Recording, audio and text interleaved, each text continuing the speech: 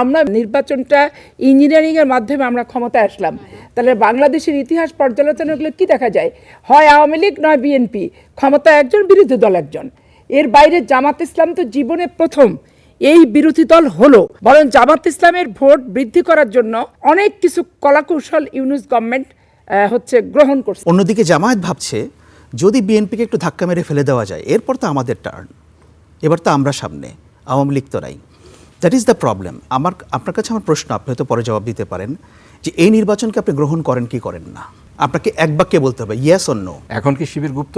এখন আপনি গুপ্ত ট্যাগ কেন দিচ্ছেন? শেষ করতে দেন। কেউ আপনার গুপ্ত বলেই আবরার ফাহাদকে পিটানো হয়েছে, শিবির বলে, গুপ্ত বলে তাকে পিটিয়ে হত্যা করা হয়েছে।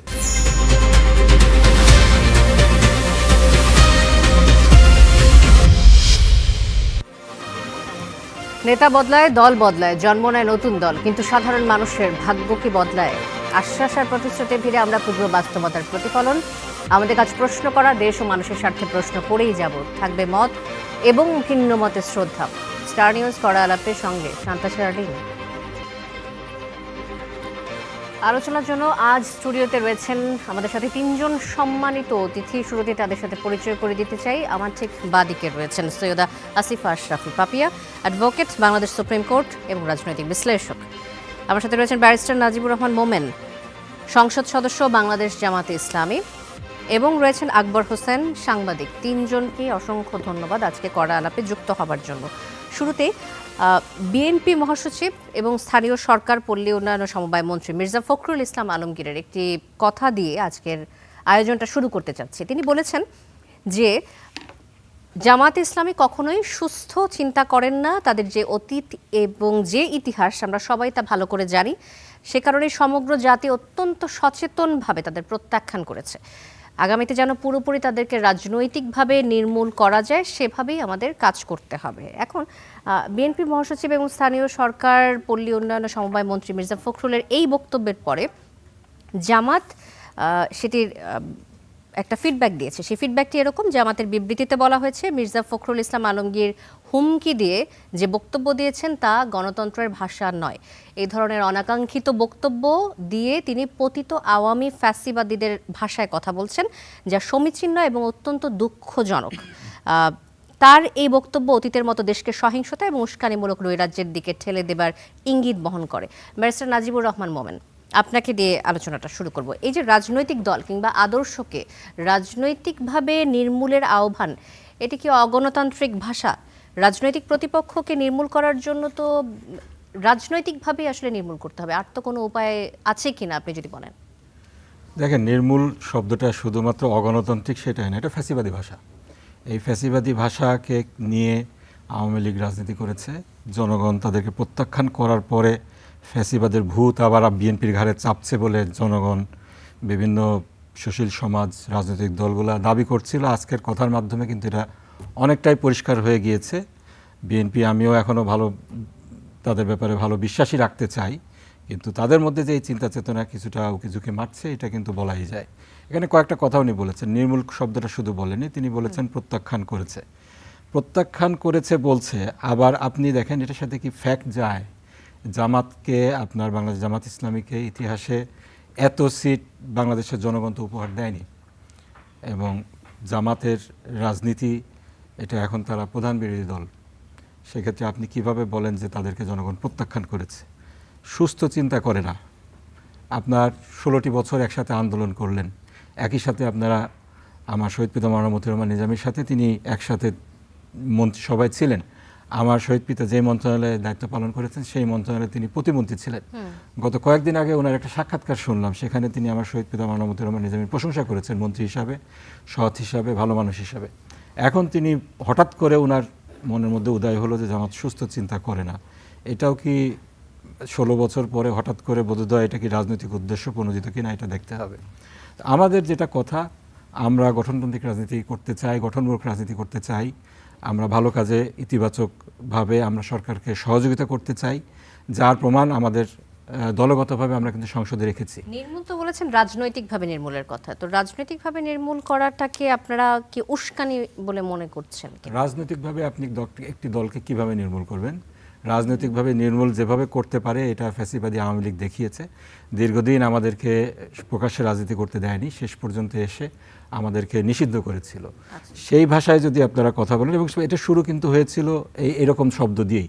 আপনারা দেখেছেন 90-এর দশকের শুরুর দিকে 71-এর ঘাতক দালাল নির্মূল কমিটি হয়েছিল এবং তাদের আন্দোলন আমরা দেখেছি। এটাই একসময় ফ্যাসিবাদ, শাহবাগের ফ্যাসিবাদের রূপ নিয়েছে।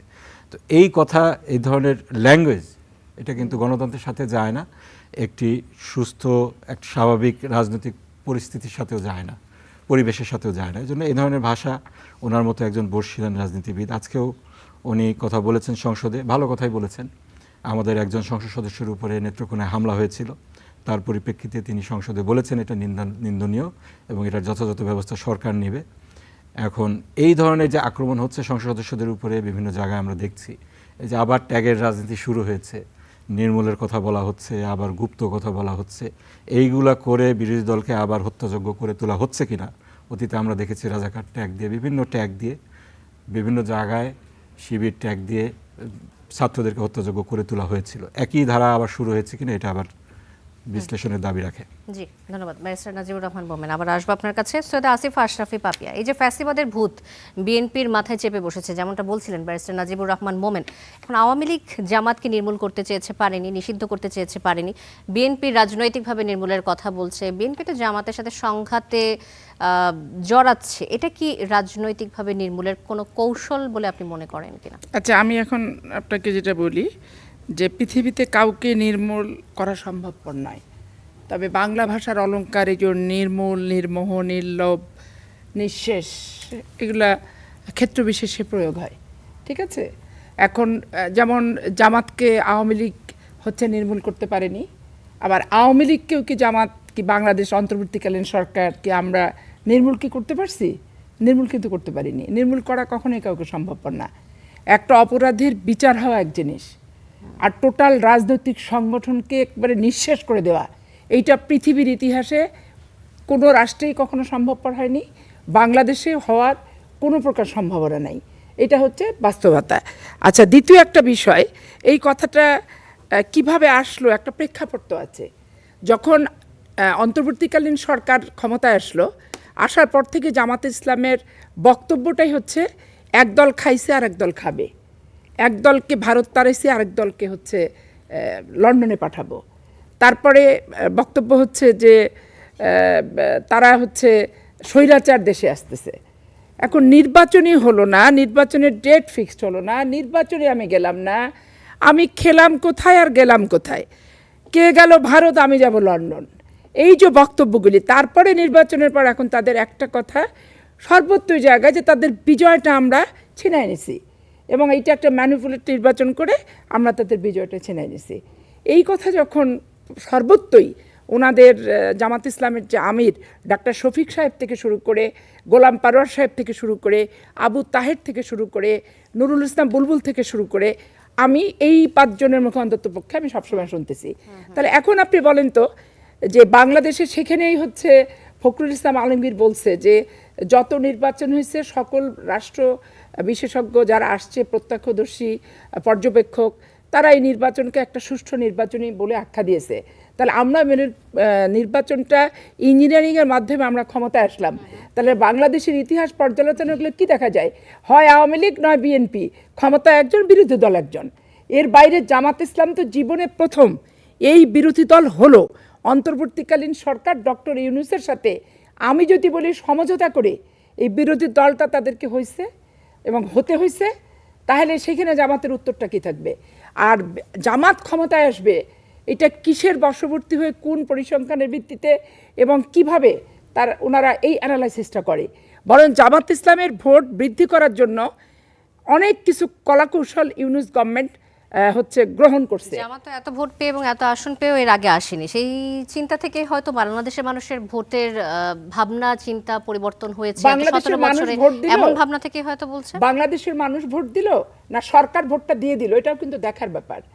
আপনি রংপুর, কুড়িগ্রাম, গাইবান্ধার ভোটের যদি অ্যানালাইসিস করেন, সেখানে সারা জীবনই দেখবেন এই 20 বছরের ইতিহাসে সারা জীবন বলতে 20 বছর যে সেখানে হয় আওয়ামী লীগ ফার্স্ট হয়েছে, নাহলে জাতীয় পার্টি সেকেন্ড হয়েছে, নাহলে জাতীয় পার্টি ফার্স্ট হয়েছে আওয়ামী লীগ সেকেন্ড হয়েছে, বিএনপি থার্ড হয়েছে, জামাত ফোর্থ হয়েছে, কুড়িগ্রাম, গাইবান্ধা এবং রংপুর। তো সেইখানে ফোর্থ হয়ে গেল ফার্স্ট। তাহলে ফিজিক্যালি কি আওয়ামী লীগ আর জাতীয় পার্টিরা ভোট কেন্দ্রে গেল, না আওয়ামী লীগের ভোটের সংখ্যাটা তাদেরকে দেখাই দেওয়া হলো? এটা প্রশ্ন, এটা আমার কাছেই প্রশ্ন। কারণ আমার ওখানে 1 লক্ষ আওয়ামী লীগের ভোট আছে। আওয়ামী লীগের ভোটার 1 লক্ষ যদি যেয়ে থাকে তাহলে না ভোট ফার্স্ট হবে, হ্যাঁ ভোট কোনোভাবে ফার্স্ট হতে পারে না, জিততেই পারে না হ্যাঁ ভোট। তাহলে সরকার কোন ম্যানিপুলেটিং করলো? এবং প্রশাসন, আমি চাঁপাইনবাবগঞ্জে প্রকাশ্যে বলি যে আমি কোনো দলীয় প্রশাসন চাই না। 15 বছর যুদ্ধ করছি, 15 বছর যুদ্ধ, 80টা মামলার আসামি, জেল খাটছি 6 মাস, হাড়হাড্ডি শরীরে ভেঙে গেছে একটা নিরপেক্ষ নির্বাচনের জন্য। কিন্তু চাঁপাইনবাবগঞ্জ জেলায় যেভাবে কনস্পিসি করে সাজায় গুছায় DC, SP, UNO, OC, civil surgeon, ডাক্তার, এগ্রিকালচারের ডিডি এবং প্রিজাইডিং পুলিং যে একটা নিয়ন্ত্রিত নির্বাচন করলো ইউনিট সরকার, এটা তো আমি 8-এ দেখলাম আর 26-এ দেখলাম। এখন আমার অভিজ্ঞতা, আমার ব্যক্তিগত দৃষ্টিভঙ্গি, আমার জেলায় ভোটার হিসেবে যে অভিব্যক্তি, এটা আমি কোথায় প্রকাশ করব, কোথায় মূল্য পাবো, কে অ্যানালাইসিস করবে?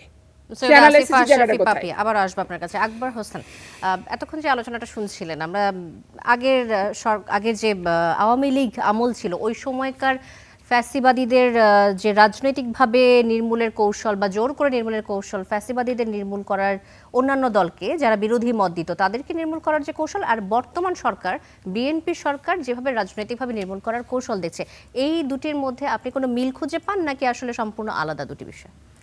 রাজনৈতিকভাবে নির্মূল বলতে উনি কি বুঝিয়েছেন সেটার ব্যাখ্যা তো উনি দেননি, কিন্তু এটাকে যদি আমি আক্ষরিক অর্থে ধরে নেই, মানে ওয়ার্ড টু ওয়ার্ড মিনিং ধরে নেই, তাহলে এটা আপত্তিকর। এটা আমি প্রথম কথা বলবো। এরপরে মির্জা সাহেব এবার এটা ফার্দার কোনো এক্সপ্লেনেশন দেবেন কিনা, যে এটাকে তিনি কোনো সিম্বলিক ওয়েতে ব্যবহার করেছেন কিনা, সেটা আমার জানা নেই। কিন্তু আমি পত্রপত্রিকা যদি দেখে থাকি এবং এটা যদি আমি মিনিং করি, তাহলে এটা টোটালি আনএক্সেপ্টেবল। এটা হচ্ছে আমার প্রথম কথা।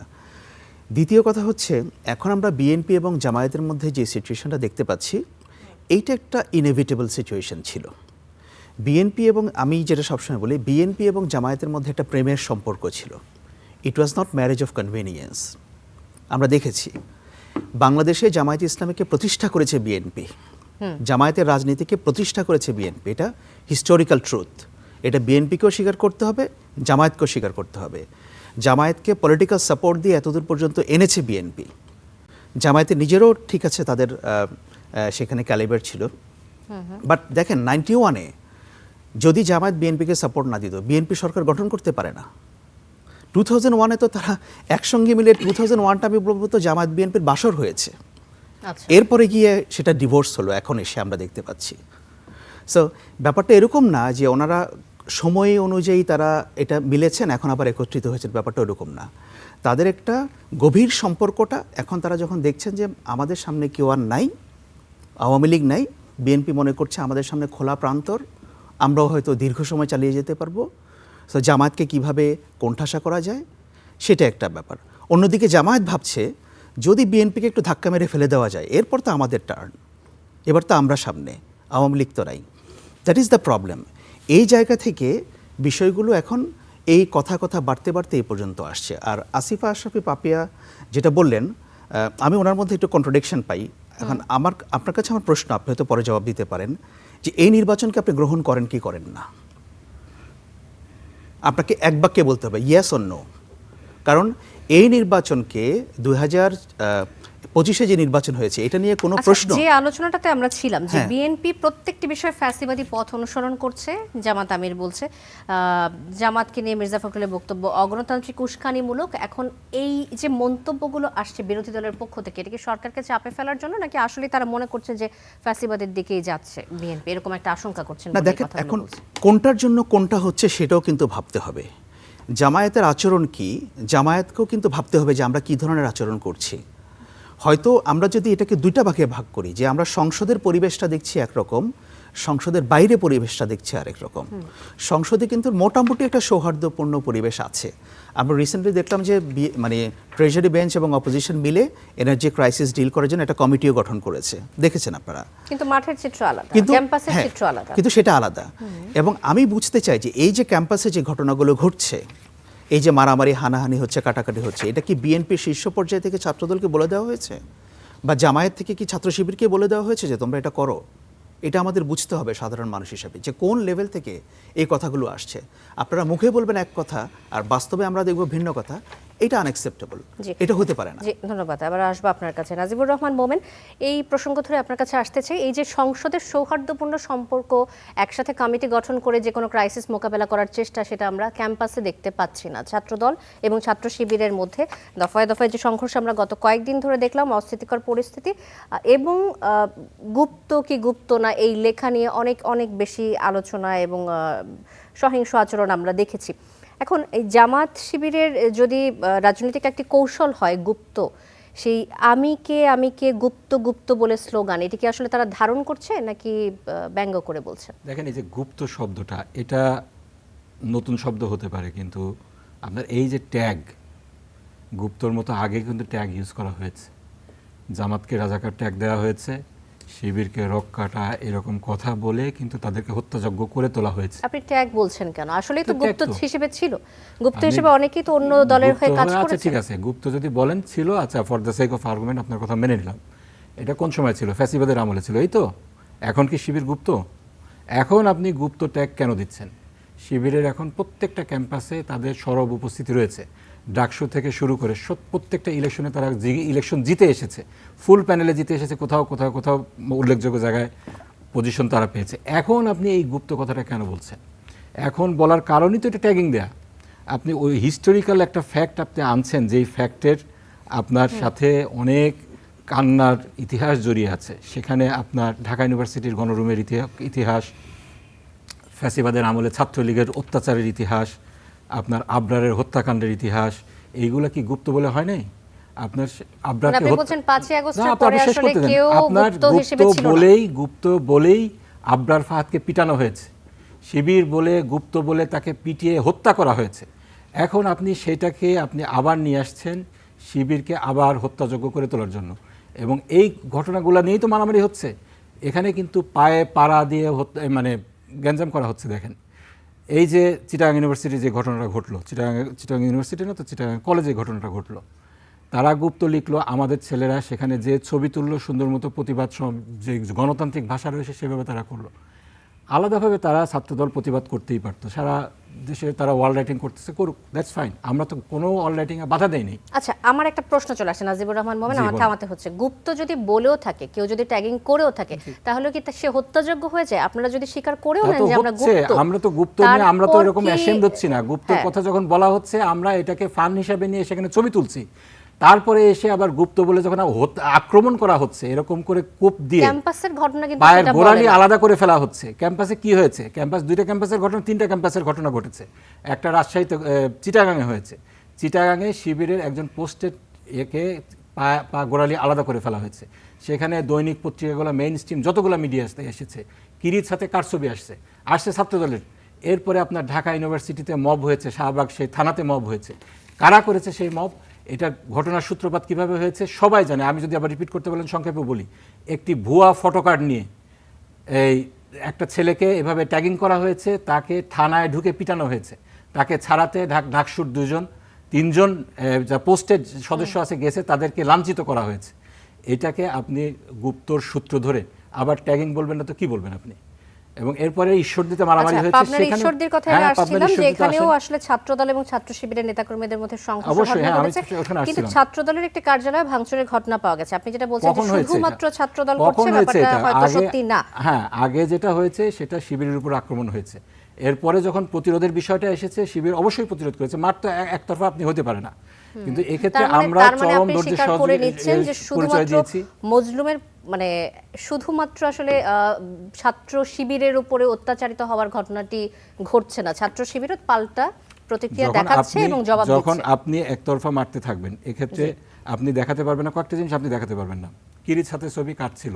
ছাত্রদল। শিবিরের কারো হাতে ছিল না। এরপরে যে এগুলো ভাঙচুরের কথা বলছেন, সেই ভাঙচুরের ঘটনাটা একটা ঘটনার পরিপ্রেক্ষিতে হয়েছে, সেখানে শিবিরের কোনো ছেলে পেলে অস্ত্র ইউজ করছে, সেটা দেখাতে পারবেন না। আমরা পাল্টা ট্যাগিং করেছি, এটা আপনি দেখাতে পারবেন না। আমাদেরকে একতরফা ট্যাগিং করে এভাবে আক্রমণ করা হচ্ছে, এর প্রতি উত্তরে ধাওয়া পাল্টা ধাওয়া হচ্ছে, সেটা আর একটা জিনিস। কিন্তু এই যে মব করা, ট্যাগিং দেয়া, আক্রমণ করা, এইগুলা কিন্তু আপনার ছাত্রদলের বিষয়টা মেইন স্ট্রিম মিডিয়া থেকে শুরু করে সব জায়গায় আমরা দেখছি। আচ্ছা, ধন্যবাদ। এখানে আমি আরেকটা জিনিস জি। একটু অ্যাড্রেস করতে চাই, আকবর ভাইয়ের কথার সূত্র ধরেই। আসলে তো একটা স্ট্যান্ড নিতে হবে। আপনি যদি বলেন ইলেকশন ফেয়ার হয়েছে, আমি বলে দিচ্ছি সেক্ষেত্রে হ্যাঁ, আমি একটু আবার শেষ করি না, আপনি বলেন পরে।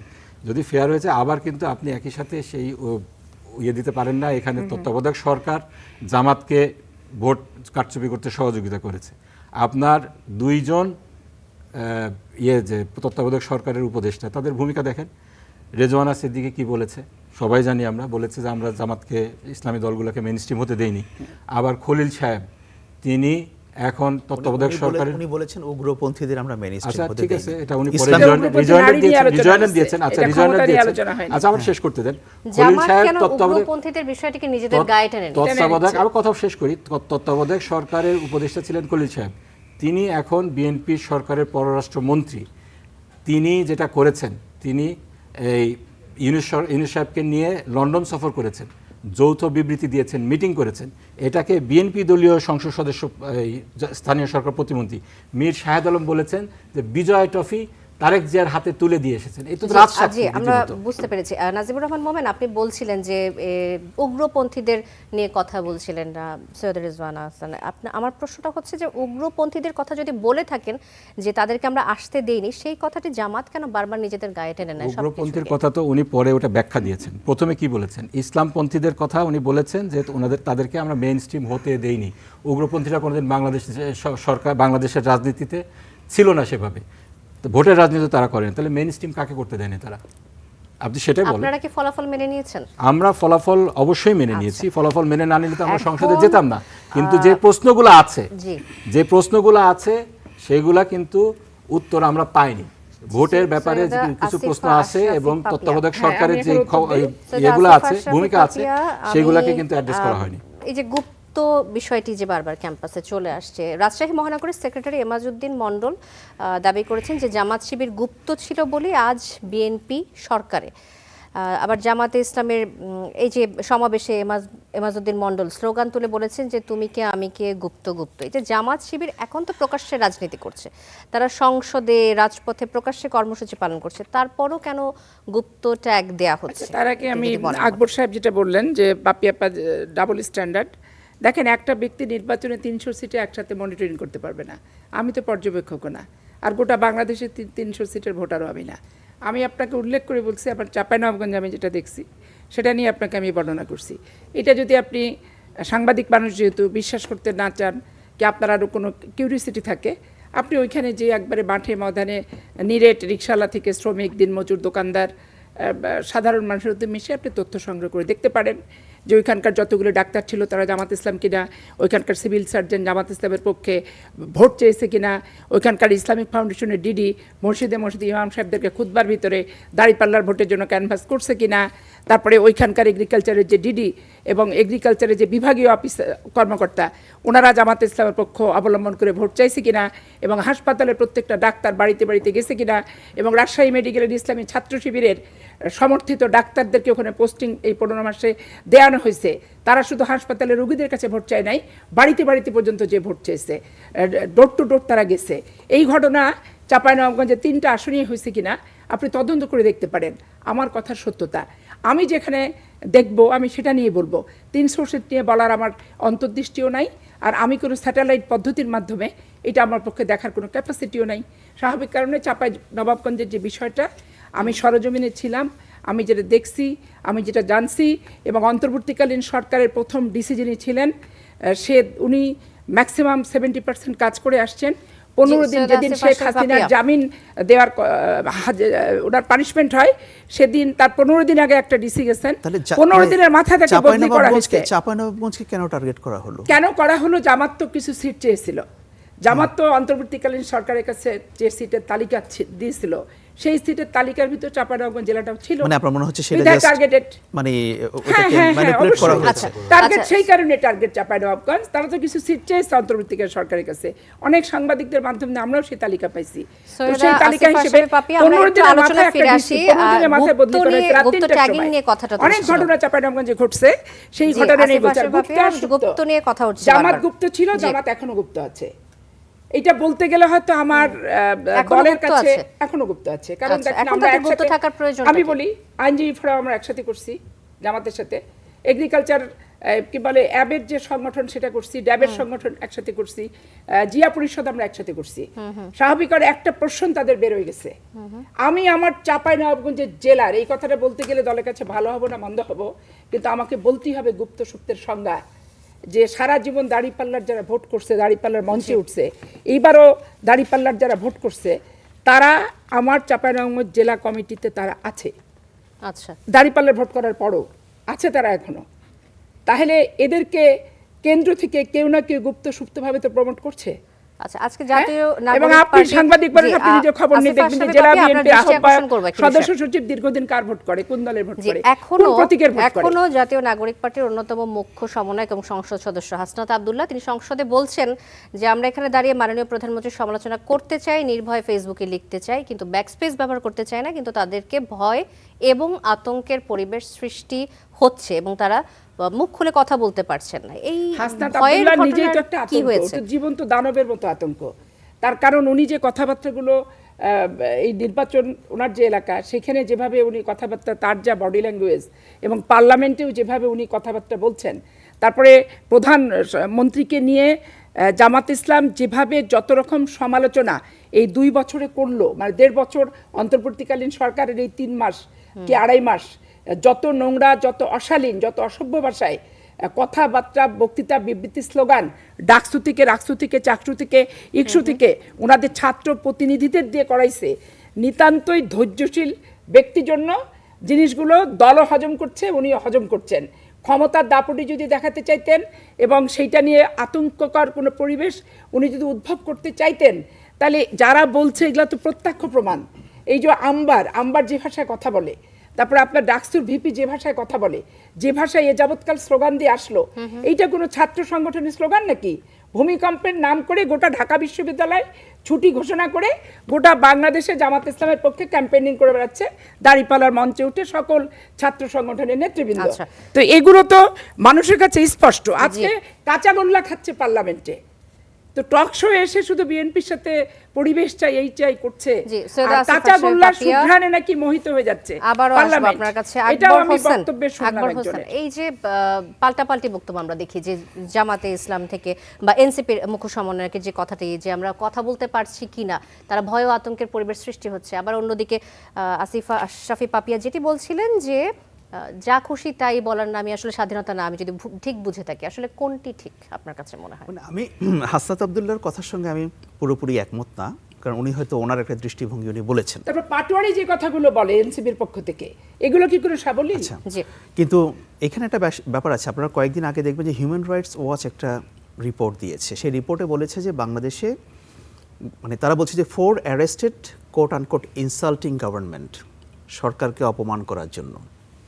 তো তারা এই রিপোর্টটা যখন দিয়েছে, এরপরে আরও 2 জনকে অ্যারেস্ট করা হয়েছে বিভিন্ন মানে সোশ্যাল মিডিয়া প্ল্যাটফর্মে লেখার জন্য। এগুলো কিন্তু ভালো লক্ষণ না, সিগন্যাল ইজ ভেরি ব্যাড। এখন এই সরকার তো একটা, তারা নিশ্চয়তা দিয়েছে যে মানুষের মত প্রকাশের স্বাধীনতা থাকবে, সেটা আপনি মেইন স্ট্রিম মিডিয়াতেও বলতে পারবেন, একই সঙ্গে আপনি সোশ্যাল মিডিয়া প্ল্যাটফর্মগুলোতে আচ্ছা, আপনি মত বলতে পারবেন। প্রকাশের স্বাধীনতা মানে অশালীন কথা বলা যাবে কিনা, এটি সম্পর্কে আপনার না না, মন্তব্য জানতে কেউ চাই। যদি আমাকে পার্সোনাল অ্যাটাক করে, মানে কেউ যদি আমাকে ডেরোগেটরি কিছু বলে, আমার তো এভরি রাইট আছে আমার সেটা লিগ্যাল রেমেডি পাওয়ার, তাই না?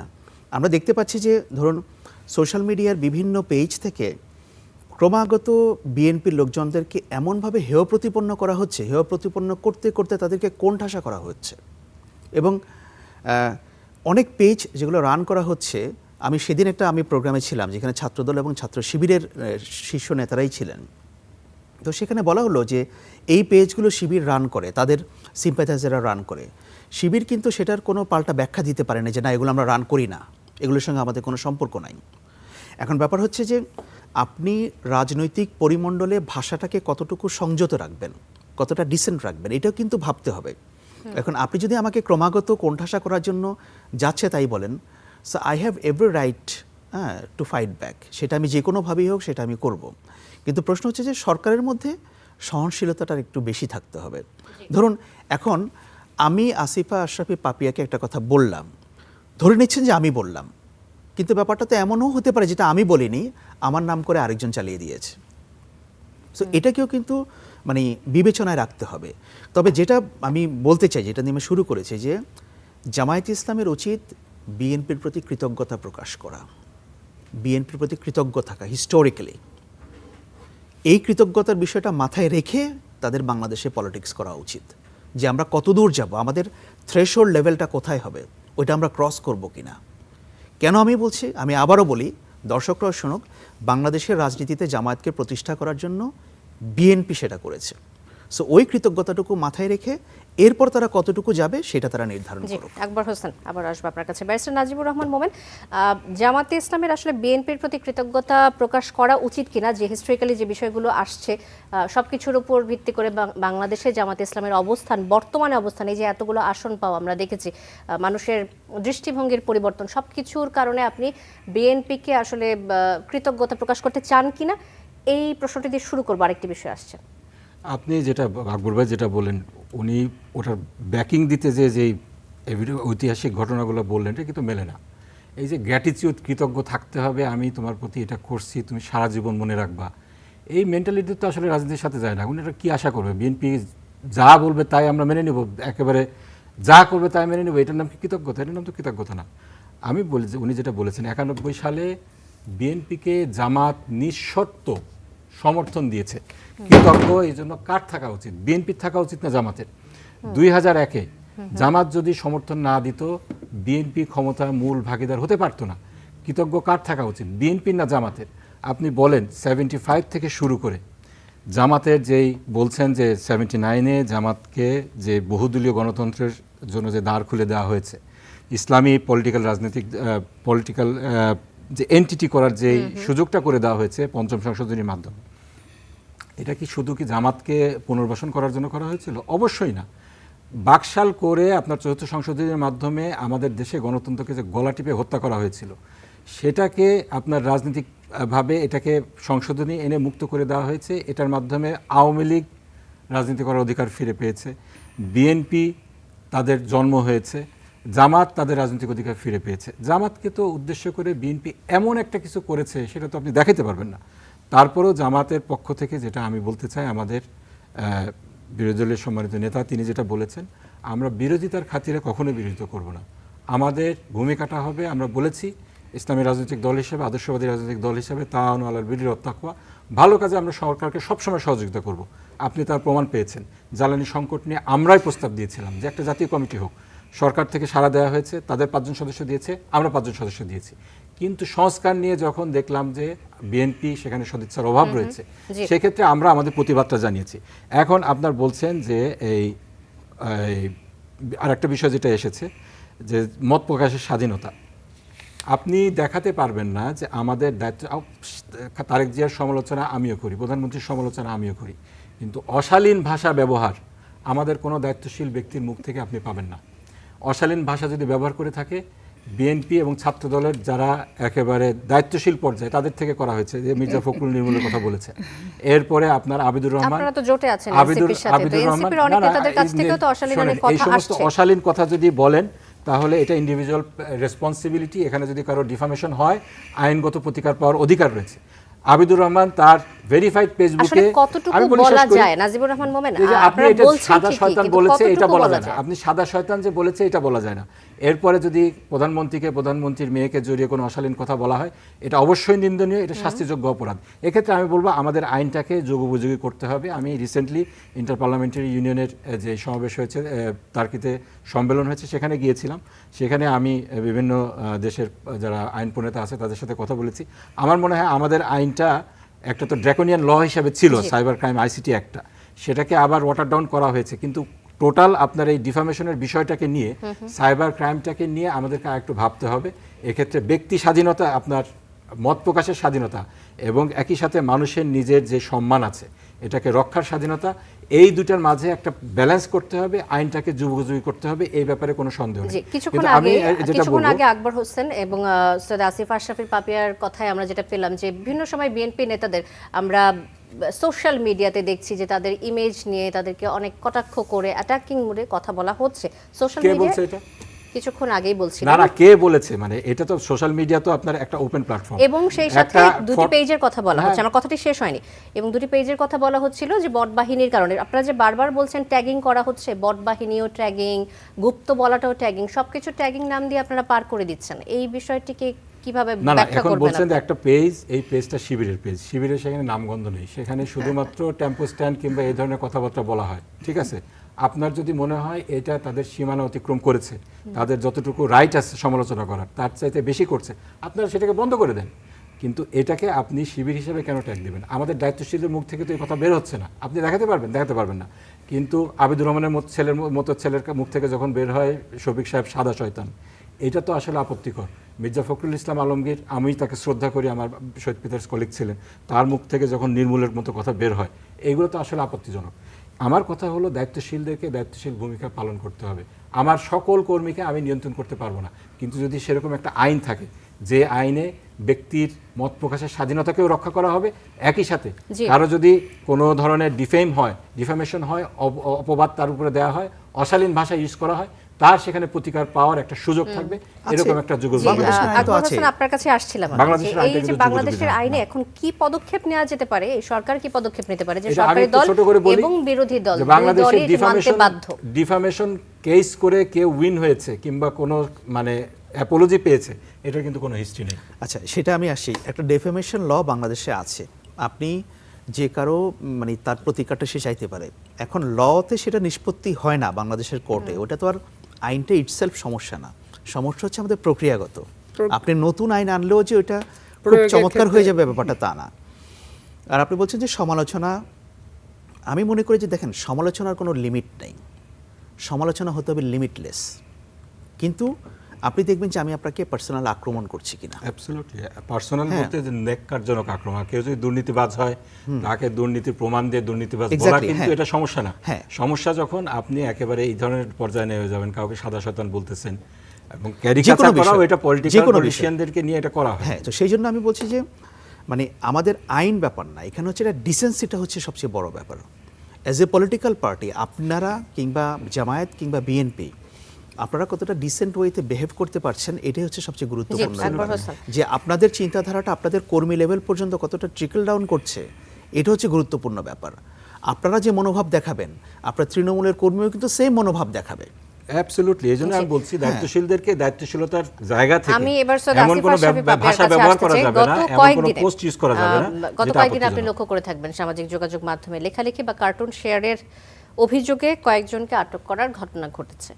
আটক না হয় আইনের প্রয়োগ বলা গেল, কিন্তু সামাজিক যোগাযোগ মাধ্যমে যে ফটো কার্ড শেয়ারের অভিযোগে শাহবাগ থানার সামনে ছাত্রদলের হামলার ঘটনা, এটি কি আসলে ভয়, ভীতি, আতঙ্কের পরিবেশ সৃষ্টির জন্য যথেষ্ট কিনা? আপনার এই প্রশ্নটা আমি শেষে বলছি। এই যে আকবর সাহেব যেটা বললেন এবং নজিবুর রহমান এমপি সাহেব যেটা বললেন যে বিএনপির কাছে, বিএনপি প্রচুর কিছু জামাতকে করছে একসাথে একই অঙ্গে, একবার আষ্টে পিষ্টে আমরা রসুনের কোয়ার মতো জড়াইছিলাম, দুজনের কাছে কৃতজ্ঞ থাকতে হবে এবং প্রতিষ্ঠা করছে, নিঃশর্ত ওনারা আমাদের সমর্থন করছেন। 91 সালে নাহলে আমরা ক্ষমতায় আসতে পারতাম না। আমিও আপনাকে স্মরণ করে দিতে চাই যে আপনারা 2 মহিলা এমপি নিয়েছিলেন, এটা নিঃশর্ত না, শর্ত সাপেক্ষে। আর সেদিন যদি আপনারা আমাদেরকে সমর্থন না দিতেন, তাহলে 76 সিটের আওয়ামী লীগকে সমর্থন দিয়ে ওটাকে কি তখন আর আনুপাতিক হারটার এগুলো ছিল না, তখন আনুপাতিক হারে ছিল না। তখন যেটা ছিল যে এমপিরা যে ক্ষমতায় যাবে, রাষ্ট্রীয় ক্ষমতায়, তারাই হচ্ছে এমপি পাবে। এটা শেখ হাসিনা আসার পরে 8 সাল থেকে আমরা আনুপাতিক হারে, আমরা যেমন 5 জন পেয়েছিলাম আমাদের 30টা সিটের এগেনস্টে। তো সেইটা হচ্ছে যখন থেকে চালু হয়েছে, সেটা আপনাকে বলতে হবে। আর একটা কথা, 91 সালে বিএনপি ক্ষমতায় থাকছে, ওনারা 2টা মহিলা এমপি নিচে সমর্থন দিছে। আর 91 সালে শিক্ষা প্রতিষ্ঠানগুলোর উপরে যে টর্চার ইসলামী ছাত্র শিবির করছে, সেটা আমি একজন প্রত্যক্ষদর্শী সাক্ষী। নতুন, তপন, বিশ্বজিৎ, ডাক্তার জামিল, তারপরে আপনার হচ্ছে আমার জাসাসের সভাপতি আমান, তাকে তো জবাই করলই। তারপরে আপনার ফরহাদ নামে একটা ছেলের কবজি পর্যন্ত কেটে ফেলে দিল। কত লাশ যে বাড়িতে রাজশাহী বিশ্ববিদ্যালয়ে দিয়ে আসছি, কোথাও আমরা মুখ পাইনি। ছাত্র শিবিরের একটা কেউ ছাত্রদলের হাতে শহীদ হয়নি, এটাকে আপনারা বুঝতে। ছাত্রমন্ত্রীর হাতে হলে হতে পারে, জাসদের হাতে হলে হতে পারে, কিন্তু ছাত্র দলের হাতে ছাত্র শিবিরের কেউ রাজশাহী বিশ্ববিদ্যালয় অঙ্গনে শহীদ হয়নি। এটা হচ্ছে বাস্তবতা। আমার টিচার ডক্টর সনৎ কুমার সাহাকে হত্যা করছে, আমার টিচার ডক্টর ইউনুস সাহেব ইকোনমিক্সের, তাকে হত্যা করছে, আমরা নিজের চোখের সামনে দেখছি। তো শিবিরের যে কি ভয়াবহতা, কি তাণ্ডব, কি জবাই করা, কি রক কাটা, এবং গলার এইটা পর্যন্ত কেটে একটুখানি আটকে রাখে, ওই দিনে ওইটা নিয়ে বিশ্বজিৎ 7 দিন বেঁচে ছিল এবং মুখ পুড়ায় দিছে বিশ্বজিতের লাশ যাতে শনাক্ত করতে না পারি। 91 সালের ইতিহাস খুব মর্মান্তিক এবং আমি একজন প্রত্যক্ষদর্শী সাক্ষী। ওই লাশগুলোকে হাতে করে করে করে নিয়ে যে ছেলেরা বেরোতে পারতো না, তাদেরকে মেরে ফেলতো, আমি নিয়ে যে হচ্ছে অ্যাম্বুলেন্সে করে রাজশাহী মেডিকেলে ভর্তি করতাম। এখন এইখানে যেটা ব্যাপার 96, তারপরে তারা দেখেন 91 সাল থেকে তারপর পলিটিকে তারা 86 সালে প্রথম পার্লামেন্টে যায় বিএনপি ছাড়াই, যেই নির্বাচন বিএনপি বর্জন করছে, তখন এরশাদের অধীনে নির্বাচন হয়েছে এবং আওয়ামী লীগ ছিল প্রধান বিরোধী দল, সেখানে জামাত ইসলাম প্রথম গেছে। আচ্ছা, তারপরে আপনি যে দেখেন জিয়া রহমান যখন রাজনীতি করছে, দালাল আইনের অনেককে মাফ করে দিয়েছে শেখ মুজিবুর রহমান সাহেব, শাহ আজিজ থেকে খানের সবুর থেকে অনেককেই, কিন্তু ক্রিমিনাল অফেন্স যারা করছিল অগ্নিসংযোগ, ধর্ষণ, রেপ, এগুলোর মাপজোক হয় নাই।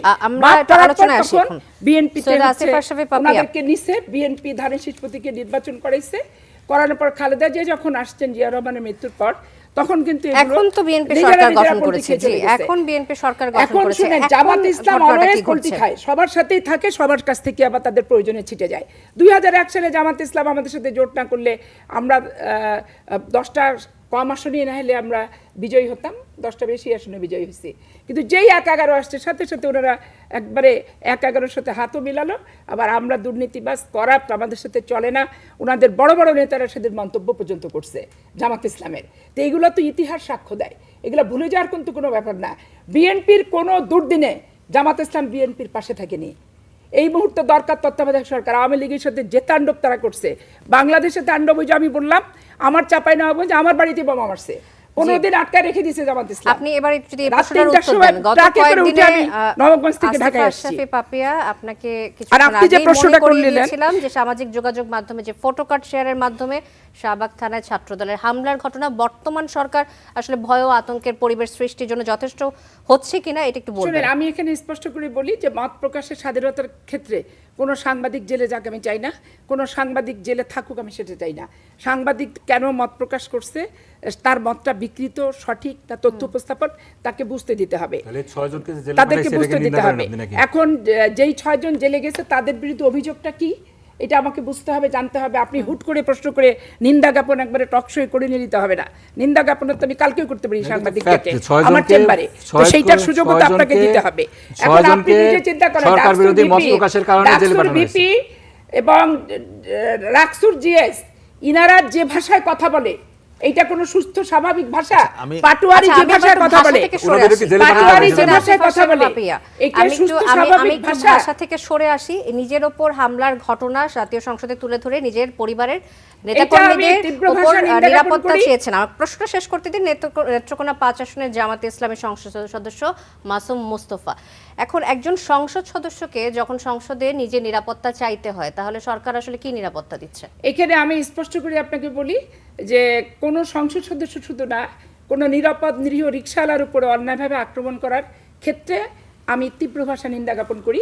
কারণ জামাতের দ্বারা 2001 ভোটের আগে আমি আক্রান্ত হয়েছি একবার, আমার 96 সালে আক্রান্ত হয়েছি, 95 সালে আমি, এবং আমি আওয়ামী লীগের দ্বারা আক্রান্ত হয়, আমার বেডরুমের অর্ধেক ভেঙে চলে গেছে। তা আমি আক্রান্ত যেমন আওয়ামী লীগের দ্বারা হয়েছি তেমন জামাতের দ্বারা হয়েছি, যেখানে আমি এখানে ভিকটিম। এই জন্য ভিকটিম হিসেবে আমার বক্তব্য হচ্ছে যে কারুর একটা সাধারণ নাগরিক রাত 2টার সময় হেঁটে যাবে, সে আমার প্রতিপক্ষ হতে পারে, কিন্তু তাকে আক্রমণ করার রাইটস সরকারি বলেন, বিরোধী দল বলেন, মত বলেন, যাই বলেন, এটা কারোরই অধিকারের ভিতরে পড়ে না। এই ব্যাপারে অবশ্যই সতর্ক থাকা দরকার। ঘটনার সাথে জড়িত উনি যদি এফআইআর নেমড হিসেবে এফআইআর করে থাকেন, তাদেরকে ধরার ব্যবস্থা সরকারের অবশ্যই করা উচিত বলে আমি মনে করি। জি, সৈয়দ আসিফ আশরাফি পাপিয়া, আবার আসবো আপনার কাছে। আকবর হোসেন, এই যে শুক্রবার সন্ধ্যায় মাসুম মুস্তফার উপর হামলা, গাড়ি ভাঙচুর, এই ঘটনাটি ঘটলো এবং তারপরে তাকে সংসদে এসে এটির বিচার চাইতে হচ্ছে বা সংসদে এসে নিরাপত্তা চাইতে হচ্ছে, এটি আসলে কেন? একজন সংসদ সদস্যকে নিরাপত্তা দিতে ব্যর্থ হচ্ছে সরকার, এই চিত্রই কি আমরা দেখছি কিনা? যদি আপনি সেভাবে ব্যাখ্যা করতে চান, সেভাবে ব্যাখ্যা করার সুযোগ আছে, এটাকে আমি উড়িয়ে দেব না। কারণ হচ্ছে যে আমরা এই যে দুই বিবদমান ছাত্র সংগঠনের মধ্যে যা দেখছি, সেটার প্রভাব বিভিন্ন জায়গায় গিয়ে পড়ছে। এখন আমি যেটা বলতে চাই, দেখেন, বিএনপি সরকার ক্ষমতায় এসছে মাত্র 2 মাস, and they have to go a long long way. সামনে দীর্ঘ রাস্তা বাকি, 5 বছর। কিন্তু সমস্যা হচ্ছে যে তারা নিজেদের প্রায়োরিটিগুলো সেট না করে, মানে কিভাবে দেশের ডেভেলপমেন্ট, আমরা কিন্তু এখন বেশি কথা বলছি পলিটিক্যাল আইডিওলজি নিয়ে, অতীত নিয়ে, হ্যাঁ, কিন্তু আমরা কিন্তু ওয়েলফেয়ার নিয়ে কথা বলছি না। একটা সরকার যদি সফল হতে হয় বা একটা রাষ্ট্র যদি সফল হতে হয়, উন্নত হতে হয়, সামনের দিকে যেতে হয়, 4টা জিনিস আপনাকে মনে রাখতে হবে: energy security, infrastructure development, governance, law and order. এই 4টা বিষয় যদি আপনি না করেন, তাহলে কিন্তু আপনি যতই রাজনৈতিক বুলি আওড়ান তাতে কোনো কাজ হবে না। আপনি দেখেন আমাদের এনার্জি সিকিউরিটির অবস্থা খুবই খারাপ। আমাদের অবকাঠামোর সামনের দিনগুলোতে আমরা কি করব, আরও কতদূর আমরা নিয়ে যেতে পারবো, সেটা আমরা এখনও জানি না। আমাদের গভর্নেন্সের অবস্থা খুবই খারাপ। ল অ্যান্ড অর্ডারের কথা তো আপনি বললেন, সেটা ওইভাবে এটা উন্নতি হয় নাই, বা হলেও এখনও কাঙ্ক্ষিত পর্যায়ে হয় নাই। প্রশ্ন হচ্ছে আমি এদিকে নজর দিব নাকি আমি এখনও চাইবো যে কে গুপ্ত, আর বলবে যে কে হচ্ছে যে ওই লন্ডন যাও, কে দিল্লি যাও, এগুলো নিয়ে আমি কথা বলবো। আপনি যদি এই ইস্যুগুলোকে অ্যাড্রেস করতে না পারেন, আপনারা যাদেরকে ফ্যাসিবাদ বলে রাত দিন গালি দিচ্ছেন, 3 বছর পরে, 5 বছর পরে এই দেশের মানুষ সেই ফ্যাসিবাদকে স্মরণ করবে যে আপনারা পারেন নাই, আপনারা ব্যর্থ হয়েছেন। সো আমি বলবো যে এই বিষয়গুলোর প্রতি আপনারা মনোযোগ দেন, অন্য বিষয়গুলোর প্রতি আপনারা লেস ইম্পর্টেন্স দেন। তাহলে পরে দেশের মানুষেরও ভালো, রাজনৈতিক দল হিসেবে আপনাদেরও ভালো, আপনারাও সার্ভাইভ করবেন, আপনাদের পলিটিক্সও টিকে থাকবে। আদারওয়াইজ কোনো কিছু টিকে থাকবে না। জি আকবর হোসেন, ধন্যবাদ আপনাকে। আমি নাজিবুর রহমান মোমেন আপনার কাছে আসতে চাই। আমরা যে বিষয়, এই মুহূর্তে যে পরিস্থিতিতে আমরা দাঁড়িয়ে আছি, বাংলাদেশ ফ্যাসিবাদ অনেক বছর শাসন করার পরে যে সরকার আসলো, অন্তর্বর্তী সরকারের পরে একটি ভঙ্গুর অর্থনীতি নিয়ে বিএনপি সরকার বসেছে। এখন আপনারা যদি বিরোধী দল হিসেবে সরকারকে সহযোগিতা না করেন বিভিন্ন বিষয়ে, যদি আপনারা ধরে নেন যে আজ থেকে 4 বছর 10 মাস পরে আপনারা ক্ষমতায় আসছেন, যদি তাই হয় তখন আপনারা তো সে একই ভঙ্গুর অর্থনীতি নিয়ে, সে একই ভঙ্গুর অবস্থায় একটি বাংলাদেশকে পেতে যাচ্ছেন। সেক্ষেত্রে আপনাদের করণীয় কি এই মুহূর্তে বিরোধী দল হিসেবে বাংলাদেশের সরকারকে সহযোগিতা করার জন্য কি করতে চান আপনারা? আমরা তো বলেছি, আপনার কথার সাথে আমি একমত এবং আকবর সাহেবের কথার সাথেও আমি একমত যে আমাদেরকে সম্মিলিতভাবে এই যে 4টা বিষয় আছে, এই 4টা বিষয়ের জন্য সলিউশন খুঁজতে হবে। আমরা এই জন্য তো সংসদে এবং সংসদের বাইরে সরকারকে সহযোগিতা করার চেষ্টা করছি। এই দেখেন, এনার্জি বিষয়টা নিয়ে আমি পার্সোনালি প্রথমে একটা মুলতবি প্রস্তাব এনেছিলাম, এবং তারপরে 300 ধারাতে মাননীয় মন্ত্রী একটা বক্তব্য দিলেন, সেখানে বললেন দেশে কোথাও কোনো এনার্জি সমস্যা নেই। উনি একেবারে বাস্তবতা, রাস্তায় ঘাটে যে তেলের পাম্পে যে সমস্যাগুলো দেখছি আমরা, প্রত্যক্ষ করছি, তার একেবারে অপোজিট একটা বিবৃতি দিলেন। শেষ পর্যন্ত অনেকটাই মানে এমনভাবে আমাদের বিরোধী দলের নেতা বলছেন, এবং আমাদের বিরোধী দলীয় নেতা বাই দ্য ওয়ে উনি যে ভাষায় কথা বলেন, এটা কিন্তু প্রশংসা স্পিকার থেকে শুরু করে সবাই বলে। জীবনে ওনারা এই রকম বিরোধী দলীয় নেতা দেখেন না যে এরকম সুন্দর করে কথা বলে, এরকম ভদ্রভাবে কথা বলে, এরকম কনস্ট্রাকটিভ কথা বলে। এইরকম একটা বিরোধী দলের নেতা পাওয়ার পরে, বিরোধী দল পাওয়ার পরেও বিএনপি যদি এটার সুক্রিয়া আদায় না করে, বলবো বিএনপি অকৃতজ্ঞ। এনার্জি নিয়ে শেষ পর্যন্ত ওনার যে প্লিটা, সেটার পরিপ্রেক্ষিতে কিন্তু প্রধানমন্ত্রী সাড়া দিয়েছেন এবং 10 জনের একটা কমিটি করে দিয়েছেন। এখন ল অ্যান্ড অর্ডার সিচুয়েশন বলেন, সরকারি দলের ছাত্র সংগঠন যদি এনআরকি সৃষ্টি করে, এরকম মব সৃষ্টি করে, তাহলে আপনি দোষ কাকে দেবেন?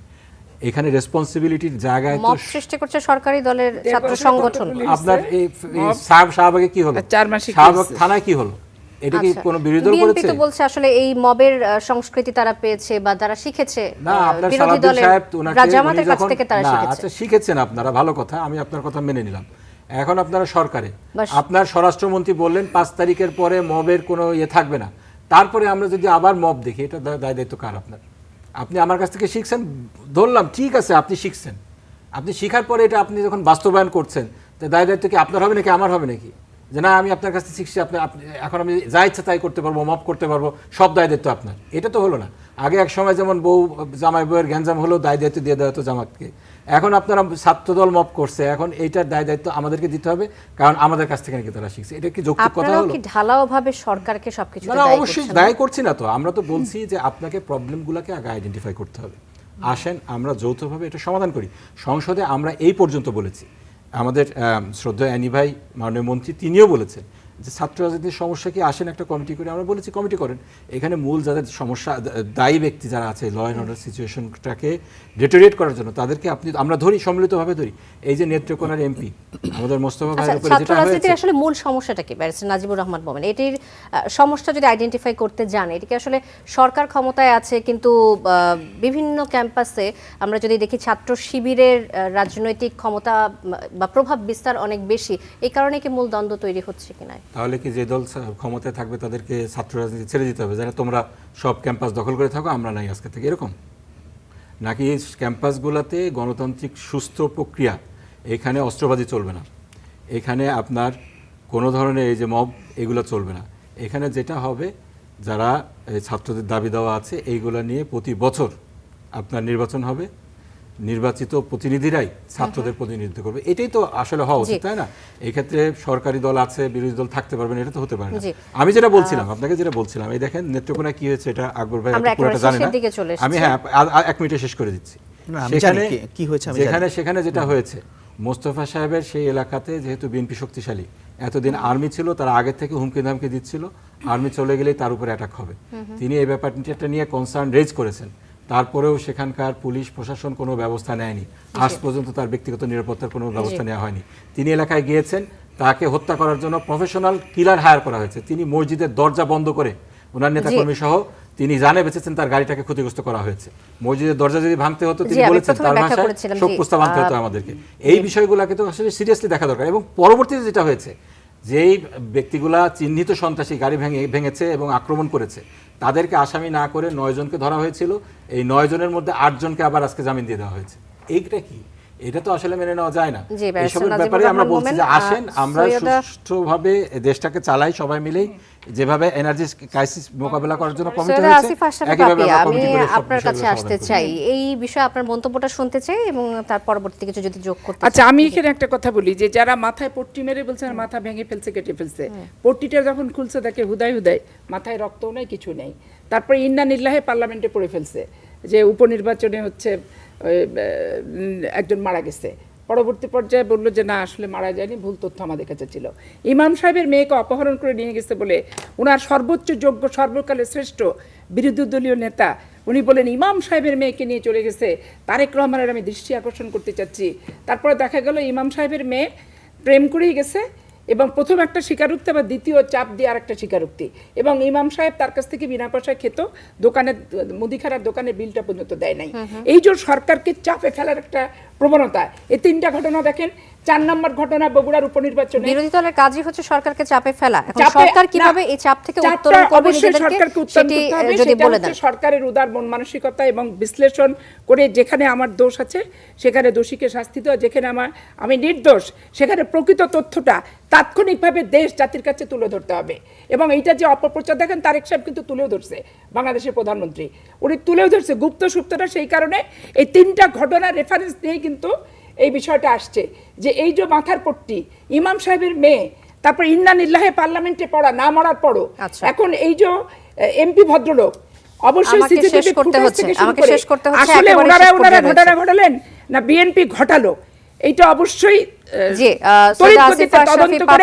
জনগণের সামনে ধন্যবাদ। আমি আপনাদের এবং স্বরাষ্ট্র মন্ত্রণালয়ের প্রধান দায়িত্ব বলে আমি মনে করছি। হাম ও হামের উপসর্গে সবশেষ 24 ঘন্টায় দেশে আরো 8 শিশু মারা গেছে। দর্শকদের উদ্দেশ্যে বলছি, এ সময়ে নিশ্চিত হাম রোগে মারা গেছে 1 শিশু আর হামের উপসর্গে মারা গেছে 7 শিশু। সারা দেশে আরো 1421 শিশু শরীরে হামের উপসর্গ দেখা গেছে এবং এমন তথ্য দিয়েছে স্বাস্থ্য অধিদপ্তর। স্বাস্থ্য অধিদপ্তরের তথ্য অনুযায়ী চলতি বছরের 15 মার্চ থেকে হামের উপসর্গ দেখা গেছে 35,028 শিশুর। আমরা আশা করছি যে এই যে শিশুদের জীবন বাঁচাতে, যারা হামে মারা যাচ্ছে এবং হামে আক্রান্ত হচ্ছে, এই বাচ্চা শিশুদের জীবন বাঁচাতে দায়িত্বশীলরা যেন যথাযথ পদক্ষেপ গ্রহণ করেন, এই প্রত্যাশায় শেষ করছি আমাদের আজকের কড়া আলাপ। দর্শক, অনেক ধন্যবাদ এতক্ষণ সাথে থাকার জন্য। ভালো থাকবেন।